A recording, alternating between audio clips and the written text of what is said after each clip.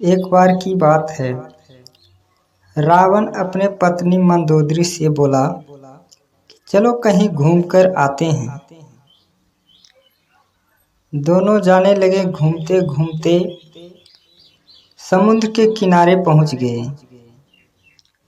वैसे भी लंका समुद्र के किनारे ही बसा हुआ था। रावण बोला, देखो, मैं दुनिया में सबसे ताकतवर हूँ, सबसे वीर हूँ, मुझसे वीर कोई नहीं है। तुम्हें किसी चीज की इच्छा हो तो बताओ, मैं शीघ्र ही पूरे करने की कोशिश करूंगा।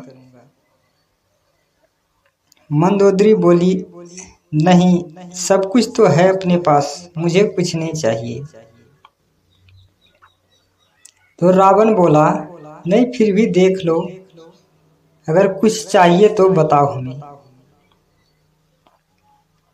मंदोदरी देखती है, समुद्र के बीचों बीच एक कमल खिला हुआ है।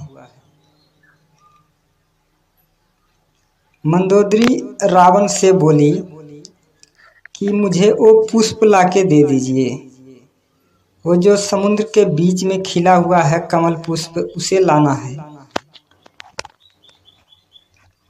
रावण बोला, बस इतनी सी छोटी सी चीज मांगना था तो कोई बड़ा चीज मांग लेती।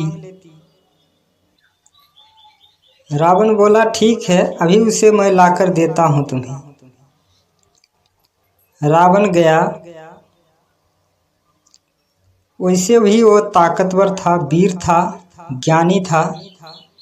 एक हाथ से पकड़कर कमल को खींचने लगा। तोड़ने की कोशिश की उसने, तब भी कमल फूल हिला ही तक नहीं। फिर उसने दोनों हाथों से जोर लगा के खींचा कि शायद टूट जाए, तब भी नहीं टूटा। रावण सोचा कि ये तो टूटता ही नहीं है। उसने उसका तना लताएं पकड़ के समुद्र में गोता लगाया और लताएं पकड़ता हुआ चला गया पानी के अंदर। उसने सोचा कि मैं इसको जड़ से ही निकाल लूंगा। जब वह समुद्र के